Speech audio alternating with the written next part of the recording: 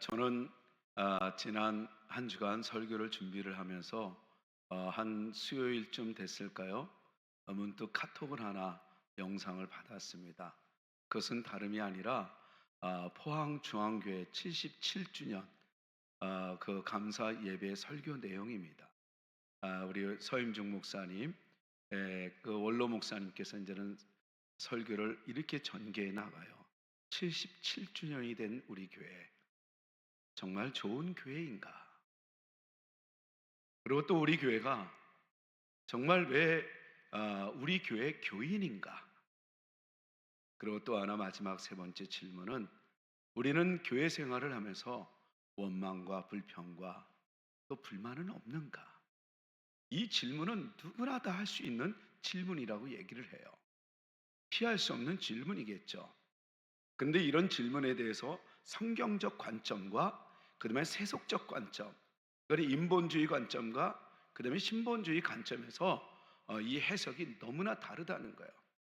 그래서 어떻게 해석했느냐에 따라서 그 인생과 가문이 윤택해질 수도 있고, 그리고 역사를 이렇게 되돌아보면 어떻게 대답했느냐에 따라서 이 가정이 몰락하는 가정이 있었다는 거예요.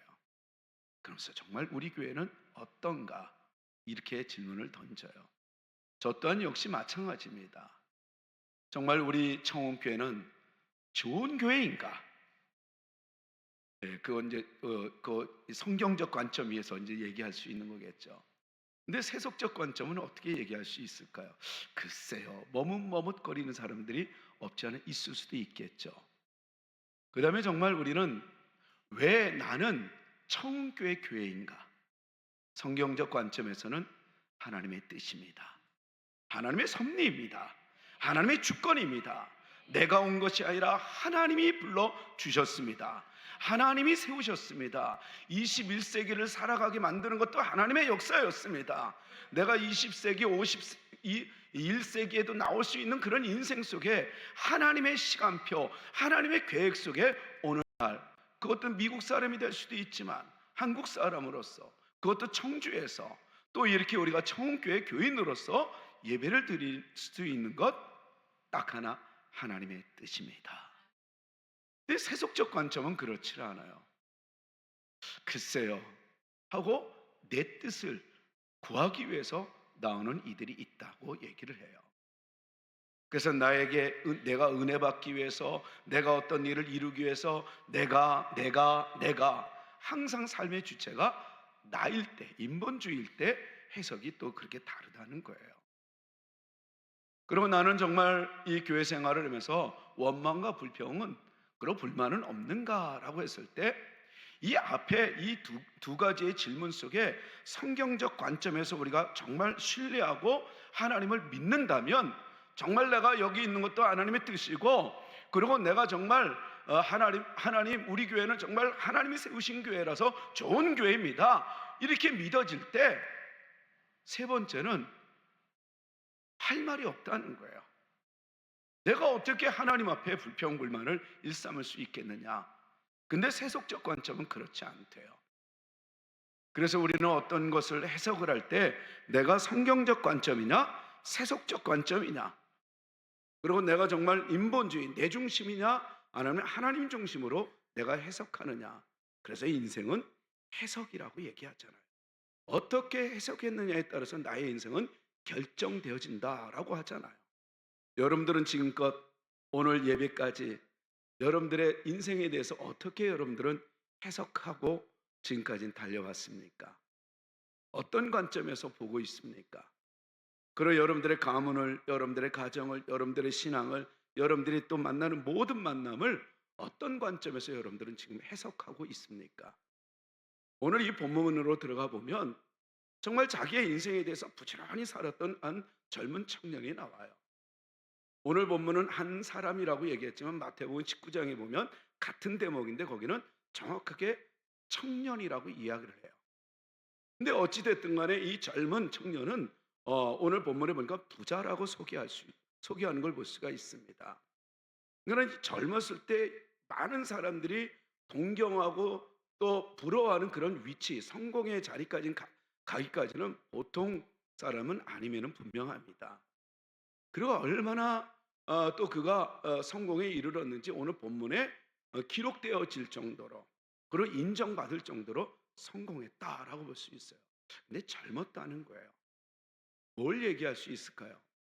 이 사람은 오늘날 같으면 뭐 벤처 기업으로 젊은 청년들이, 젊은이들이 CEO 부자들이 많이 나오지 않습니까? 이때도 뭐 벤처 기업은 아니지만 뭔가 좀 남다른 어떤 능력이 있었겠죠. 그리고 또 하나는 그는 한 번 마음 먹으면 반드시 이루어내고자 하는 그런 열정과 또 자부심이 있었나 봅니다. 그러니까 젊은 나날에 성공이라는 그런 이 반열에 섰겠죠. 그런데 아무리 내가 성공하고 아무리 사람들이 나를 이제 부러워하고 또 나 또한 어떤 꿈을 이루기 내가 마음만 먹으면 다 이루어 나가는 것 같은 그런 삶을 살았다 할지라도 한켠에는 늘 뭔가 불안하고 공허함이 있었다는. 그는 자기에게는 영이 있는데 그 영을 채울 길이 없는 거예요. 아무리 천하를 먹어도 그런 것 같아요. 근데 그 이유가 있습니다, 여러분. 여러분들도 오늘 말씀을 잘 듣고 잊지 말아야 될 것은, 여러분들이 천하를 먹어도요, 천하를 통치할 만큼 천하를 먹어도 여러분들 만족할 수 없는 게 사람이라는 것을 놓쳐서는 안 돼요. 왜요? 천하보다 귀한 존재이기 때문에 그래요. 그래서 사람은 나보다 더 귀한 것으로 채우지 않고는 만족할 수가 없어요. 그래서 나보다 못한 천하를 다 먹어도요, 사람은 공허하게 되어 있어요. 그래서 키에르케고르가 그렇게 얘기를 했던 거예요. 사람에게는 이 텅 빈 공간이 있대요. 그거는 사람으로는 채우지 못한다는 거예요. 그러니까 사람보다 귀한 것으로 채우는 그거밖에 없다는 거예요. 오늘 이 본문 청년도 역시 마찬가지예요. 다 이런 것 같지만 이 영생만큼은 이게 불안한 거예요. 내가 지금 당장 죽으면 내가 진짜 영생을 얻을 수 있는 것일까? 여러분들에게 질문을 던질게요. 여러분들 지금 당장 여러분들이 죽는다고 보면, 이 세상에 이제는 마지막이라고 본다면 천국 갈 자신 있습니까? 정말 천국 갈 자신 있습니까? 여러분, 이 젊은 청년은 크게 불안했던 거예요. 다 이룬 것 같은데도 늘 공허해요. 그러면서 예수님의 소문을 듣고 예수님이 계시자 달려가서 이렇게 17절 질문을 던집니다. 선한 선생님, 내가 무엇을 하여야 영생을 얻을 수 있으리까? 이렇게 던져요. 내 빈마음 이거 어떻게 하면 좋을까요? 이 예수님에 대한 이 소문을 듣고 와서 질문을 첫 번째 던진 게 그래요. 그랬더니 18절에 예수님이 뭐라 그러면, 선하다, 하터브, 이거는 하나님께만 속하는 단어인데 얘가 왜 이럴까? 아, 얘는 늘 언제나 자신의 어떤 그 관점에서 열심히 행하면 모든 것이 다 이루어지는 것처럼 생각하는 그런 이 접근 방식으로 또다시 나에게 왔구나 알았던 거예요. 그러면서 예수님은 얘기해요. 선함은 하나님에게만 통하는 단어란다, 이렇게 얘기를 해요. 그러니까 다시 말해서 그 젊은 청년이 예수님께 질문을 던지고 자기의 문제를 해결하려고 하는 그 접근 방식이 잘못됐다는 걸 얘기하는 거예요. 그러면서 또 재차 얘기를 해요. 19절에 예수님이, 야, 그래, 내가 보니까 너가 열심히 사는 것 같구나. 그리고 종교 생활도 열심히 하는 것 같구나. 율법도 잘 지키는 것 같구나. 그래서 10계명 중에서 1계명, 2계명, 3계명, 4계명 안식일 예배에 대한 것을 언급하지 않아요. 이건 뭘 반증해요? 아, 네가 하나님을 사랑한다고 고백하며 지금까지 살아왔구나. 그래서 열심히 저렇게 살았구나. 그래, 좋아, 인정하마. 너 정말 날 사랑하니? 너 정말 하나님을 사랑하니? 그렇게 얘기를 했던 거예요. 그러면서 이제는 19절에 뭐라고 얘기해요? 사람에게 필요한 계명, 살인하지 마, 그리고 또 간음하지 마, 도적질하지 마, 거짓 증언해서 남의 이 것을 속여서 너 것으로 취하지 마. 그리고 마지막으로는 제 5계명 거꾸로 5계명의 부모를 잘 섬겨라, 이렇게 얘기를 하는 거예요. 뭘 얘기해요? 지금 그 10계명 5, 6, 7, 8, 9, 10은 어떤 걸 얘기하는 거예요? 사람에 대한 관계를 얘기했던 거예요. 그러면 너 정말 날 사랑하면 이웃도 사랑해. 이렇게 얘기를 했던 거예요. 근데 그 이웃을 사랑하라 그러니까 이 젊은 청년이 얼커니 하고 바로 뭐라 그러면 나 그거 했어요. 나 그거 정말 이웃을 사랑했어요. 그러면서 20절에 딱 얘기를 해요. 그러니까 자기는 뭐라 그러면 다 지켰대요. 그거를. 이 종교적 이 생활은 난 충분히 지켰다는 거예요. 그러니까 이 예수님이 그걸 보면서 사실은 그게 좀 틀렸는데도 예수님은 뭐라고 21절에 사랑스러운 모습으로 이 젊은 청년에게 얘기하는 거예요. 얼커니하고 기특한 마음으로. 왜 우리 부모들이 자녀들을 바라볼 때 뭔가 좀 이게 틀려도 흐뭇할 때가 있잖아요. 이 아이의 중심을 보고. 그러니까 잘못했어도 야단치지 않는 이유는 그 중심을 아는 거예요. 부모를 위하려고 애를 쓰는 그런 마음. 그래서 아유 알았어. 이제 그만해. 사실은 그거 아니란다. 그리고 이제 알려주듯이 이렇게 이제는 예수님이 알려주는 거예요. 그게 바로 뭐냐면 그게 21절이에요. 21절 다 같이 한번 보십시다. 다 같이 시작. 예수께서 그를 보시고 사랑하사 이르시되 내게 아직도 한 가지 부족한 것이 있으니 가서 내게 있는 것을 다 팔아 가난한 자들에게 주라. 그리하면 하늘에서 보화가 내게 있으리라. 그리고 와서 나를 따르라 하시니 너 부족한 게 있단다. 그거 아니야. 진짜로 너 이제는 더 복을 받기를 원하니 사실은 너 모습 보니까 내가 너를 더 축복하고 싶다. 그거는 바로 이거란다. 얘기하면서 내가 가지고 있는 모든 재산을 다 팔아서 이웃에게 가난한 자에게 주라는 거예요. 이건 뭘 얘기해요? 너도 가난한 자가 되보라는 거예요. 22절에 이 젊은 청년은 하나님의 사람이 되고 하늘의 복을 받을 수 있는 예수님의 제자가 될 수 있는 그 기회를 지금 그 이유가 바로 뭐냐면 오늘 본문 성경은 재산 때문에 돈이 많아서 부자라서 결국은 그게 아까워서 슬픈 기색을 띠고 결국은 예수님을 떠났다고 얘기해요. 여기서 이 실패자, 이 기회를 예수님과 동행할 수 있는 그 기회를 놓친, 그리고 또 그 기회를 놓쳐서 결국은 그 이유가 바로 재물 때문에 그렇다라고 얘기했던 이 젊은 청년의 접근 방식이 어디서부터 잘못됐다? 17절에서부터 처음부터 잘못됐다. 행함이 늘 언제나 자기 중심이었어요. 선함이 없는 것, 해 아래 선한 자는 없어요. 오직 하나님밖에 없는데 선함을, 이 토부를 가지고 나와요. 왜냐하면 자기의 삶이 선하다 이거예요. 그래서 얼마나 더 선한 행동을 해야 내가 영생을 얻을 수 있습니까? 라고 얘기해요. 여기서 이 얻었다라는 이 단어도 역시 마찬가지입니다.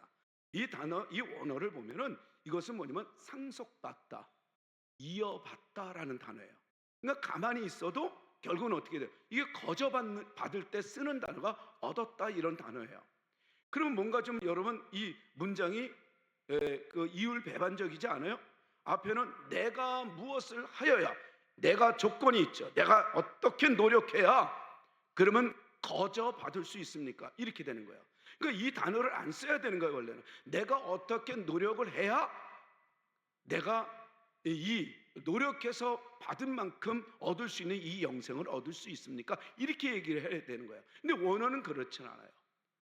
내가 얼만큼 노력해야 거저 은혜를 받을 수 있습니까? 이렇게 되는 거예요. 뭔가 좀 이게 안 맞는 거예요. 문장 성립이 안 돼요. 그러니까 늘 언제나 하나님 앞에 섰을 때 항상 자기 중심이에요. 오늘 예배하는 여러분들, 이번 한 주간을 살아갈 때 여러분들 언제나 하나님 앞에 우리가 서 있다, 하나님을 믿는다 하면서도 여러분들이 좀 뭔가 이율배반적인 행동을 하지 않는가? 또 지난주에도 우리가 되돌아보면서 내가 하나님을 믿노라 하면서도 하나님의 뜻을 알면서도 행하지 못하는 또 다른 어떤 이율배반적인 우리의 모습은 없나요? 왜 그럴까요? 이 청년은 내가 무엇을, 언제나 삶의 주체가 자기였고 자기의 노력이었고 자기가 뭔가 해내면 할 수 있다라는 그런 모든 힘의 근원이 자기 중심이었어요. 인본주의였고 그 다음에 세속적인 관점에서 늘 해석해 나가려고 했어요. 그러니까 예수님은 그럼에도 불구하고 그 종교적 행위가 너무 이쁘고 기특하니까 얘야 이제는 그거 그렇게 하지 마. 계속 그렇게 하면 너 힘들단다. 그러지 말고 그거 다 팔아. 그리고 가난한 자에게 나눠줘. 그리고 그거로 딱 끝나면 이게 좀 뭔가 고민이 될 만하죠. 근데 우리 주님은 뭐라 그래요? 22절 그리하면 이렇게 얘기하잖아요. 그 21절에 그리하면 뭘 줘요? 하늘에 있는 것으로 너에게 줄 거야. 하늘의 보아가 너에게 있을 거라고 약속을 해요. 여러분, 하나님의 약속은 반드시 이루십니다. 사람의 약속을 받는 게 아니라 지금 예수님이 약속을 하는 거예요. 저는 이번 한 주간에 여러분들이 어떤 상황을 상황할 때도 하나님의 약속을 믿으시기 바랍니다. 하나님의 말씀을 믿으시기 바랍니다. 당장 지금 보이지 않아도요, 믿음은 현실을 보는 게 아니라 하나님의 약속을 보는 겁니다. 하나님의 약속을 믿는 겁니다. 하나님의 역사를 믿는 거예요. 지금 뭔가가 지금 꼬이는 것 같아도 하나님의 약속이 있으면 나는 잘 될 거야.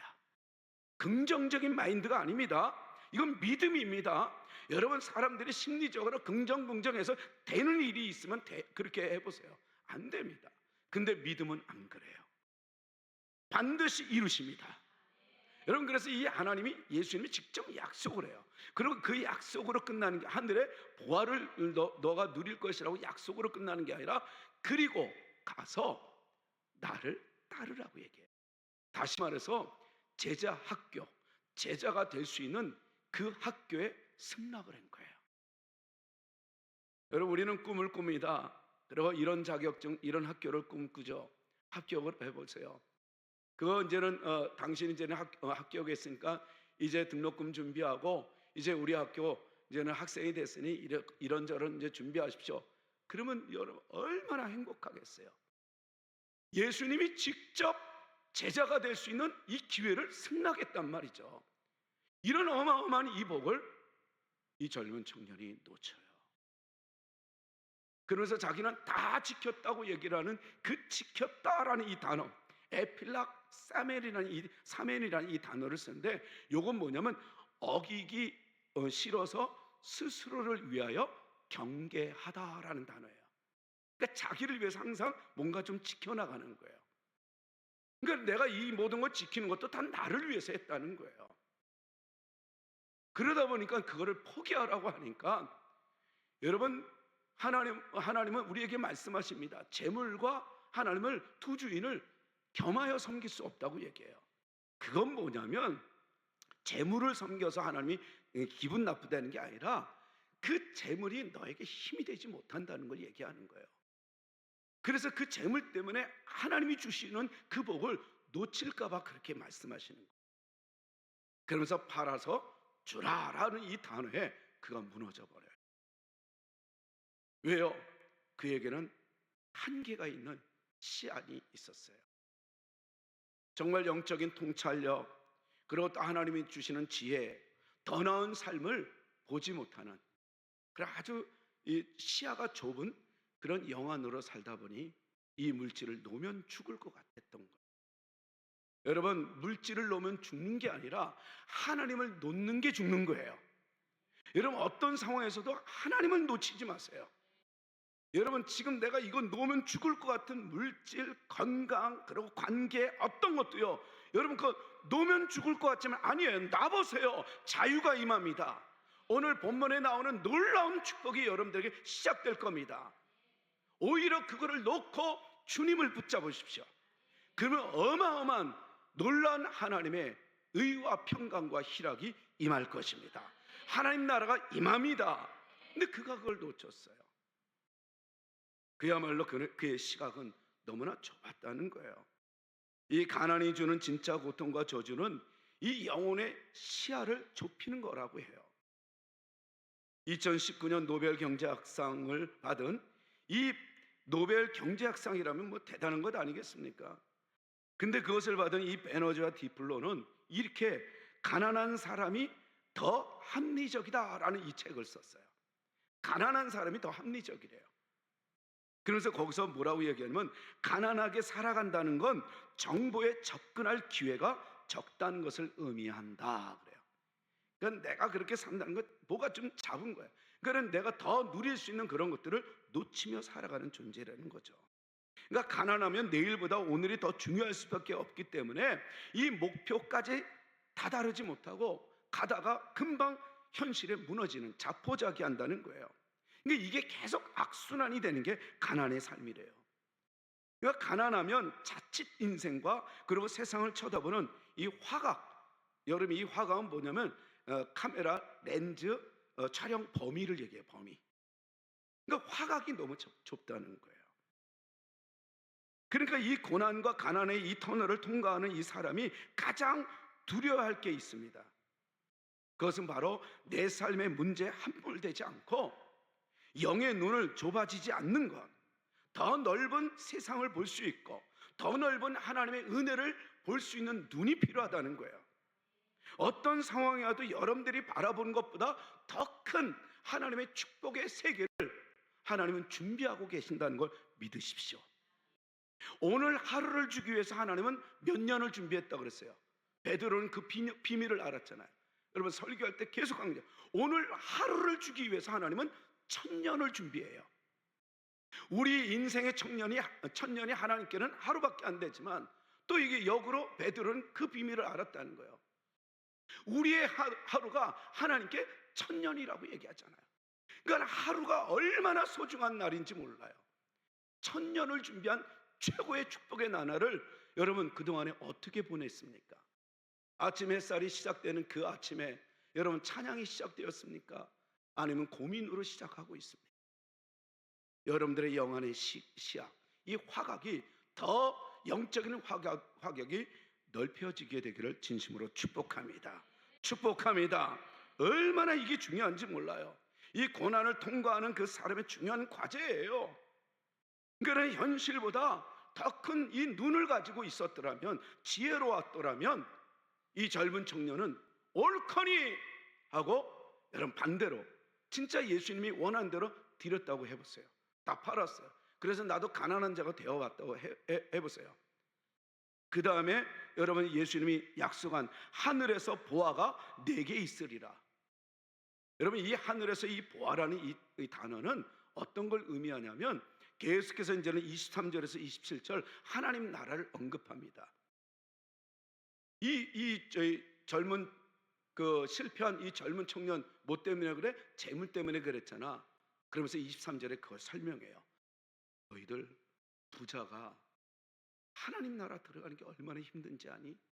이 하나님 나라를 언급합니다. 다시 말해서 하늘의 보화. 그리고 이 하나님 나라를 언급하면서 27절까지 쭉 얘기하고 그 다음에 28, 29, 30절에 하나님 나라는 이거야 라고 얘기해요. 그걸 한번 보십시다. 다 같이 29절 30절 시작. 예수께서 이르시되 내가 진실로 너희에게 이르노니 나와 복음을 위하여 집이나 형제나 자매나 어머니나 아버지나 자식이나 전토를 벌인 자는 현세에 있어 집과 형제와 자매와 어머니와 자식과 전토를 100배나 받되 박해를 겸하여 받고 내세에 영생을 받지 못할 자가 없느니라. 여러분 하나님의 나라는 바로 현세의 100배의 복을 누리며 핍박을 겸하여, 다시 말해서 예수를 믿는다라는 그 이유 하나만으로 사람들이 질시하고 또 억울함을 주고 또 부당한 그런 대우를 할지라도 너는 100배의 복을 받을 거야. 이게 하나님이 말씀하시는 거예요. 너는 반드시 잘 될 거야. 핍박 받아도 너는 잘 돼. 너는 진 눌러도 너는 또다시 일어날 거야. 너는 잡초처럼 너는 또다시 일어날 거야. 내가 그거 약속하마. 이게 하나님의 약속입니다. 그리고 거기에 머물지 않잖아요. 그리고 이제 보이는 거, 이 땅의 것으로 너가 다 버렸어. 여기서 버리다, 아까 팔다, 주다 같은 거예요. 버린다라는 것은 여러분 포기한다는 거예요. 포기한다는 건 뭐냐면 더 비싼 그 값을 치르기 위해서 내 것을 바꾸는 거예요. 그래서 내가 갖고 있는 그것을 취하기 위해서 내가 그걸 주는 거예요. 투자예요. 그걸 포기하는 거예요. 왜요? 더 나은 것 때문에. 여러분, 이게 인생이어야 해요. 저는 여러분들이 이번 한 주간에도 더 나은 것을 위해서 내 것을 값을 치를 줄 아는, 버릴 줄 아는, 줄 줄 아는, 팔 줄 아는 지혜자가 되기를 축복합니다. 물론 더 좋은 것이 있거든 말입니다. 더 나은 것이라고 믿어지면 여러분, 그거는 팔 줄 알아야 돼요. 줄 줄 알아야 돼요. 그러면서 뭐라고 그래요? 이 현세에 너는 100배를 받고 그 다음에는 내세에는 영생을 받지 못할 자가 없다. 이게 하나님 나라라는 거예요. 하나님의 나라는 지역이 아니에요. 죽어서 가는 것이 아니라 이 땅에서도, 그리고 또 죽어서도 누릴 수 있는 하나님의 나라를 얘기해요. 저는 이번 한 주간 여러분들이 어떤 상황이 와도 하나님 나라가 되기를 축복합니다. 하나님의 나라는 하나님의 통치를 의미합니다. 하나님의 통치, 하나님과 동행하는 그 나라, 그 삶이 이번 주에도 계속 이어지는 거예요. 믿습니까? 여러분들의 영안이 더 넓혀지기를 바라요. 여러분들의 그 삶의 시야가 더 넓혀지기를 바랍니다. 근데 이 실패자, 젊은 청년은 그 시야가 없었어요. 물질에 머물렀어요. 그리고 언제나 인본주의, 자기 시각이에요. 내가 어떻게 이렇게 됐던 거예요. 그러니까 예수님은 그거를 이야기하면서 너 하나님 나라가 그래서 이렇게 들어가기가 어렵단다. 뭐라고 얘기를 해요? 우리 다 같이 25절 시작. 낙타가 바위 길로 나가는 것이 부자가 하나님 나라에 들어가는 것보다 쉬우니라.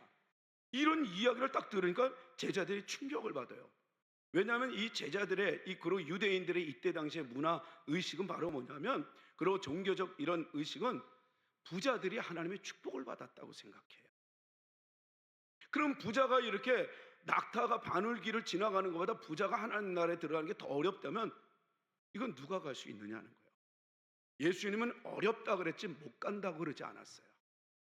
여러분, 성경 잘 보세요. 부자가 하나님 나라에 들어가는 거 어렵다고 한 거지, 쉽지 않다고 얘기한 거지, 못 간다고 한 적이 없어요. 뭘 얘기하는 거예요? 부자라서 못 가는 경우가 너무 많다는 거예요. 시야가 좁아서 더 나은 내일을 보지 못하는 거예요. 내가 쥐고 있는 것 때문에. 그래서 그것 때문에 더 큰 축복을 놓치는 사람들이 허다하다는 거예요. 그런데 부자라서 못 가지만 부자라도 갈 수 있는 사람이 있다는 거예요, 없다는 거예요? 있다는 거예요. 여러분, 하나님의 은혜를 마음껏 받아서 여러분, 정말 하나님이 내게 이렇게 복을 줘도 정말 더 겸손해집니다. 더 하나님의 은혜를 찬양합니다. 하나님의 위대함을 찬양합니다. 이런 여러분들이 되기를 축복합니다. 그런 사람 되시기를 바라요. 하나님의 약속을 믿으십시오. 현세의 100배를 더 누릴 수 있는 믿음을 가지십시오. 내세의 영생을 얻는 이 하나님의 나라, 성경은 지금 그걸 얘기하고 싶은 거예요. 그래서 세속적 관점과 성경적 관점으로 어떻게 해석하느냐에 따라서 그 인생이, 그 가문이 몰락할 수 있고 윤택해질 수 있다고 강조하고 있었던 거예요. 그러면서 누구든지 이렇게 쉽게 갈 수는 없지만 어떻게 해요? 누가 그러면 갈 수 있습니까? 딱 얘기하니까 예수님이 27절에 답을 얘기해줘요. 아니, 너 부자라도 갈 수 있어. 우리 다 같이 한번 27절 시작. 예수께서 그들을 보시며 이르시되 사람으로는 할 수 없으되 하나님으로는 그렇지 아니하니 하나님으로서는 다 하실 수. 할렐루야. 여러분, 내가 용서할 수 없어요. 나는 당연해요. 여러분, 여러분들 자신을 스스로 되게 위대하다고 생각하지 마세요. 용서할 수 없는 건 용서 안 돼요. 사랑할 수 없는 건 사랑이 안 돼요. 그런데 사랑을 해야만 하는데 안 되거든. 용서를 하는 게 더 나은데 용서가 안 되거든. 그리고 하나님 앞에 드려야 되는데 이것이 드려야 되는 줄 알면서도 안 되거든. 불가능 앞에 하나님 앞에 도움을 구하십시오. 그러면 됩니다. 그러면 어떤 복을 누려요? 그렇게 내려놨고 용서했더니, 그래서 결국은 사랑했더니, 그래서 하나님이 원하는 걸 드렸더니 어떻게 되는가? 여러분, 그걸 경험해서 그걸 보여주는 사람이 바로 그리스도인입니다. 우리 청운교회가 되기를 바라요. 오늘은 유독히 일부 예배가 많이 나왔어요. 왜 그런가 했더니 결혼식이 많대요. 근데 그 중에 우리 또 아들도 있더라. 남의 결혼은 가요. 그래서 내가 어쨌든 그러니까 이런 일들이 있는데, 어떤 상황에 와도 우리가 1부 예배를 드리든 2부 예배를 드리든 어떤 상황에도 여러분 영적인 통찰력을 하나님 앞에 구하십시오. 구하십시오. 됩니다. 부자라서 못 가지만 부자라도 갈 수 있습니다. 여러분, 더 큰 하나님의 은혜의 사람들이 되시기를 진심으로 축복합니다. 축복합니다. 그래서 이 사람이 왜 어떻게 갈 수 있느냐, 성경은 얘기하는 거예요. 어리석은 자와 지혜로운 자가 있다는 거예요. 그러면서 누가복음 12장 20절 말씀에 그 어리석은 부자 예를 들잖아요. 이 부자가 이제는 얘기 창고에 다 가득 찬 걸 보고 더 채우고 더 채우고 채우고 나서는 이제 뭐라 그래요? 이제 됐다. 이제 내가 이제는 누리며 살면 되겠구나. 딱 근데 그 밤에 어떻게 해요? 하나님이 그 부자에게 내 영혼을 내가 오늘 밤 취하면 네가 그렇게 만들어 놓은 그것은 다 네 것이 되겠느냐, 이렇게 얘기하잖아요. 충격이죠, 충격. 여러분들이 모은 게 여러분들 거 아닙니다. 여러분들이 써야 여러분들의 것이에요. 여러분, 내일 장담 안 됩니다. 우리는 부자라서 행복한 게 아니에요. 부자라도 정말 하늘의 것과 땅의 것을 더 누릴 줄 아는, 더 100배의 복을 누릴 줄 아는 자가 축복입니다. 그런 자가 믿음의 사람이에요. 하나님을 신뢰할 때만 우리는 팔 수 있고 줄 수 있습니다. 여러분, 왜 그래요? 신뢰했더니 어떤 지혜가 생긴 거예요. 믿음이 생긴 거야. 하나님에 대한 이 확신, 하나님은 결코 나를 이대로 이렇게 살다가 많은 세월을 보내는 분이 아니라 더 나은 계획을 가지신 분이야. 그리고 오늘 하루뿐만 아니라 이 주일이 얼마나 중요한지, 한 주간을 시작하는 첫날, 하나님이 내게 이 말씀을 주셨어 하고 신뢰하는 그 사람은 지혜로운 사람이라고 얘기해요. 그거를 요한복음 12장 23절 24절에 그 지혜가 어떤 사람, 하나님의 미랄에 대한 예를 들잖아요. 진짜 지혜로운 사람은 어떤 사람이에요? 하나님의 미랄이 그대로 자기 거를 움켜잡고 있으면 하나를 그대로 있지만, 내가 죽으면 더 많은 열매를 얻으리라는 확신이 있는 그 미랄은 딱 하고 자기를 포기한대잖아요. 그래서 내가 미랄이 하나리 그대로 남는 자는 살아있는 거고, 그 다음에 딱 자기를 죽이는 자는 성경은 뭐라 그래요? 더 많은 열매를 얻느니라 그래요. 여러분, 투자라는 게 그래요. 뭐라 하나 하더라도 더 나은 걸, 더 많은 걸 얻으려고 확신하면 어떤 것도 아깝지 않습니다. 더 나은 걸 얻기 위해서 확신이 오면 그렇습니다. 하나님에 대한 확신이 올 때 여러분, 내가 쥐고 있는 것을 내려놓을 줄 아는 지혜가 생깁니다. 그것이 이제 또한 마태복음 13장 45절 46절에 좋은 진주를 구하는 장사에 대한 비유를 들잖아요. 그런데 이 진주 장사는 정말 자기가 원하는 엄청난 진주를 구하고 싶었던 거예요. 근데 마침내 발견했어요. 그러니까 어떻게 해요? 성경은 자기가 가진 것 모든 것을 팔아서 그 사람에게 줘서 그 진주를 마침내 사더라 이러잖아요. 여러분, 늘 언제나 하나님이 요구하는 거는 여러분들 그냥 어려우라고 그러는 거 아니에요. 여러분들을 100배나 복을 주시려고, 더 나은 삶을 주시려고 하나님이 팔아 주라. 그러면 하늘에서 네게 보화가 있으리라. 그리고 너에게 영생이 있을 거야. 그리고 너는 나를 따르면 돼. 제자 학교에 승낙을 받아요. 여러분, 제자들은 이해가 안 됐어요. 그럼 그 부자가 못 가면 다 어떻게 되는 거예요? 그럼 누가 가요? 그랬더니 자기가 이 제자들이 뭐라 그래요? 이제는 베드로가 특히 그 다음에 한번 보십시다. 우리 다 같이 28절입니다. 시작. 베드로가 여짜와 이르되 보소서, 우리가 모든 것을 버리고 주를 따랐나이다. 그러니까 부자도 갈 수 있단 말이야. 그리고 자기가 이제 얘기하는 거야. 주님 기억하시죠? 우리 모든 걸 다 주님이 버리라고 해서 버리고 주님 따라왔잖아요. 그랬을 때 그들이 얻어진 인생을 한번 보십시오. 성경은 그걸 다 기록해요. 그게 사도행전의 그들의 삶의 모습이잖아요. 그들은 교회의 이 어마어마한 이 구원받는 자들을 통해서 자기가 상상치 못했던, 그냥 낚시나 하고 낚시 지내고 고기나 그냥 얹는 그런 인생에서 이제 어떻게 해요? 사람을 얻는 사람이 되잖아요. 그리고 교회를 통해서 상상치 못하는 이 만족과 축복을 누리잖아요. 그리고 지금까지도 그들의 이름은 기록되어 있고, 그리고 천국에서는 그들의 이름으로 12문이 있다고 하잖아요. 이 사도들의 이 받는 이 축복, 100배의 축복, 저는 여러분들에게도 이 복이 임하기를 축복합니다. 여러분, 팔라 할 때 팔고 주라 할 때 줄 수 있는 사람은 하나님의 복을 믿는 자예요. 믿을 때 영생은 여러분 얻어지는 거예요. 노력이 아니라 여러분 믿고 순종할 때, 그럴 때 우리는 영생을 얻을 수 있는 거였어요. 그러니까 그리스도인들의 이 4대 특징이 있습니다. 그 그리스도인들의 4대 특징은 바로 뭐냐면, 첫 번째 11조 생활을 한다는 거예요. 왜요? 우리가 하나님이 나에게 힘을 주셨고 은혜를 주셨다는 걸 믿을 때 할 수 있는 거예요. 그래서 내가 다 드릴 수는 없지만 하나님에게 우리가 10의 9를 받는 거예요. 10의 1을 우리는 드린다고. 복채예요. 내 것을 드리는 순간부터 우리는 더 이상 그건 안 드리는 게 나아요. 근데 반대로 10의 10 중에 10의 9를 나에게 받는 거예요. 그래서 하나님이 일하라고.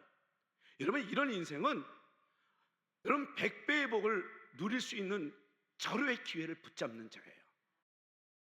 그리고 또 하나는 여러분들 이게 뭔지 아세요? 두 번째 그리스도인들의 특징이 주일 성수를 지켜요.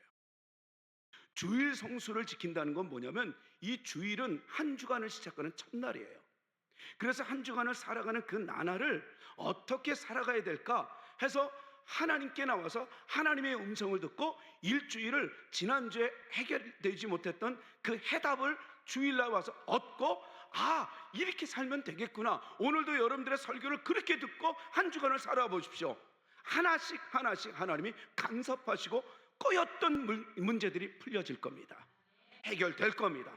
이게 주일이에요. 그래서 우리는 주일을 지키는 거예요. 억지로라도 십자가를 질 때 그 자녀들이 복을 받았던 구레네 시몬처럼 우리 주일이 이게 얼마나 큰 축복인지. 그래서 그리스도인들은 주일을 지킨다는 거예요. 그리고 그리스도인들은 세 번째 어떤 특징이냐면 감사 생활을 해요.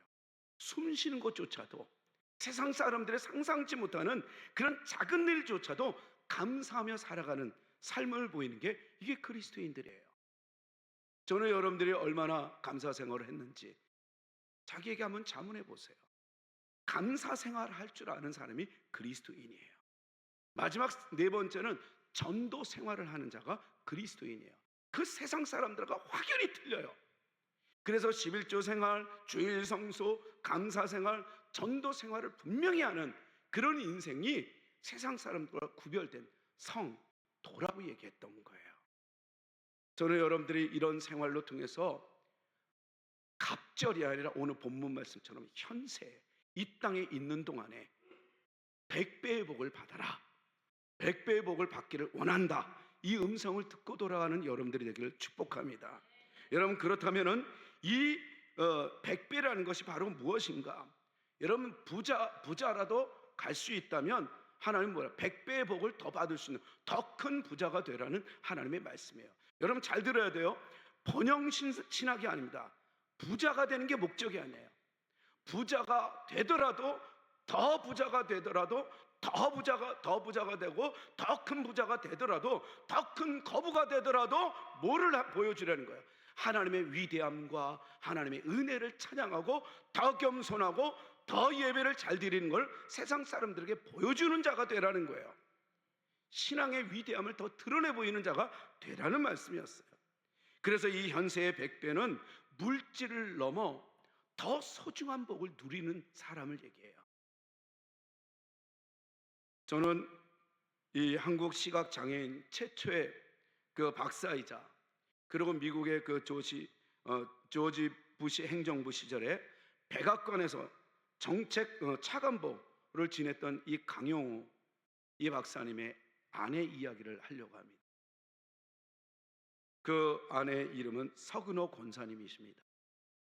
근데 그 권사님이 고등학교 때서부터 미션 스쿨을 다니고 또 이제는 이야기를 설교를 많이 들은 게 뭐냐면, 불쌍한 사람들과 같이 잘 나누고 내 이웃을 내 몸처럼 사랑하라. 이게 다 몸에 베낀 거예요. 서근호 권사님이 그걸 알고 이제 열심히 이제 신앙생활도 하고 삶을 살아갑니다. 그리고 이제는 대학교에 들어가서 이 시각 장애인들을 돕습니다. 그런 동아리에 들어가요. 근데 거기에 떨컥 이 강용우 박사를 만나요. 그리고 같이 이야기를 나누다가 사랑이 탁 꽃피우기 시작해요. 그리고 결혼합니다. 사람들은 얘기해요. 왜 하필이면 시각 장애인이냐? 멀쩡한 사람이 왜 하고 손해보는 짓을 하냐? 이렇게 얘기를 했어요. 근데 서근호 권사님은 그 하나님을 바라보면서 현실을 보지 않고, 그리고 강영우 박사 남편을 시각 장애인으로 보지 않고 사랑으로 본 거예요. 그리고 이제 두 아들을 이제 낳습니다. 그리고 두 아들을 낳는데 그가 이제는 유학 이후에 이제 귀국에 왔는데 취업이 안 되는 거예요. 그러다 보니까 미국 대학으로부터 이제는 교수직을 제안을 받아요. 그래서 좋다고 하고 이제 교수직으로 미국으로 가다가 백악관까지 이제 들어가게 되는 거죠. 그리고 계속해서 서근호 권사님이 얘기합니다. 그 정도로 복을 받자, 그 정도가 아닙니다. 저는 남들이 나보고 많은 손해보는 짓 한 것 같다고 얘기하는지 모르지만 저는 결코 나를 이대로 내버려 두시는 하나님이 아니라는 걸 믿습니다. 그리고 두 아들을 되돌아보. 첫째 아들은 3살쯤 됐을 때 이미 이제 이성이 생기고 아버지가 시각 장애인 줄.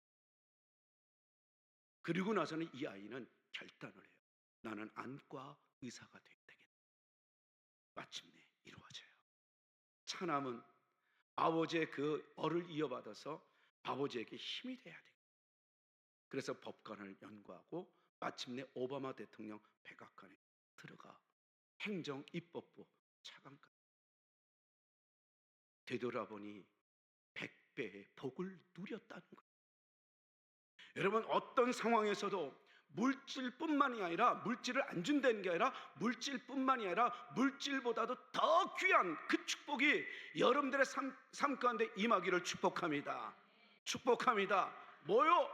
하나님의 입장에서 하나님을 바라보면서 내가 움켜잡은 것을 내려놓을 줄 알을 때, 그것도 하나님이 말씀하실 때 순종하는 여러분들의 길이 된다면 하나님은 100배의 복을 주실 겁니다. 어쩌면 여러분들은 그 복을 지금 놓치고 살아왔는지도 몰라요. 이번 주서부터는 그 복을 누릴 수 있는 그 기회를 놓친 부자 청년이 되지 말고 기회를 붙잡은 여러분들이 되시기를 진심으로 축복합니다. 축복합니다. 이것이 바로 하나님의 나라라는 거예요. 그래서 로마서 14장 17절에는 하나님의 나라는 먹는 것과 마시는 것이 아니요 의와 평강과 희락이라고 얘기해요. 여러분, 여러분들의 삶에, 여러분들의 가정에, 그리고 우리 교회에, 여러분들이 만나는 모든 사회의 모든 공동체 위에 하나님의 나라가 임할 때 물질보다 더 100배의 복을 누리는 그런 은혜를 경험하게 될 줄로 믿습니다. 왜요? 삶이 의가 있고 평강이 있으면, 그리고 희락이 있고 즐거움과 기쁨이 있는 인생, 이런 인생처럼 큰 축복이 어디에 있어요? 하나님의 나라를 누리십시오. 누리십시오. 그래서 내 이웃을 내 몸과 같이 사랑할 줄 아는, 그래서 정말 하나님이 원하는 것을 순종하는 여러분들이 되어보십시오. 순종의 그 결말에 100배의 축복이 기다리고 있을 겁니다. 내세의 영생이 임할 것입니다. 그러면서 이 권사님은 이 모든 과정을 실명이라는 이 절망으로 굳게 닫힌 그 문 앞에서 하나님은 다른 문을, 더 넓은 더 좋은 문을 열어주신다고 얘기해요. 더 큰 축복을 누리는 여러분들이 되는 것은 딱 하나, 더 나은 삶으로 인도하시는 하나님을 신뢰해야 됩니다. 신뢰할 때 오는 그 축복 잊지 마십시오. 다시 한번 제가 여러분들에게 이런 질문을 던지고 마치렵니다. 좋은 교회, 명품 교회, 우리 교회가 그렇게 되기를 원하십니까? 그러면 정말 우리 교회가 좋은 교회인가? 라는 질문 앞에 여러분, 성경적 관점에서 아멘을 선포할 때 하나님이 그대로 역사하실 겁니다. 정말 명품 교회가 되기를 원하십니까? 라고 했을 때 여러분, 성경적 관점에서 나는 지금 왜 여기에 서 있는가? 나는 왜 그 많은 교회 중에서 청교회 교인인가? 나는 왜 오늘 예배를 드리는가? 라고 했을 때 하나님의 뜻입니다. 하나님의 섭리입니다. 하나님의 주권임을 믿습니다. 라고 했을 때 여러분들의 인생은 윤택해질 것입니다. 그런 자에게는 불평, 불만, 그리고 원망이 있겠어요. 여러분들의 삶에 언제나 여러분들 명품 교회, 명품 가정, 명품 인생이 되기를 꿈꿔 나갈 때 꿈꾸는 대로, 선포하는 대로 이루시는 하나님을 신뢰하십시오. 찬양하십시다.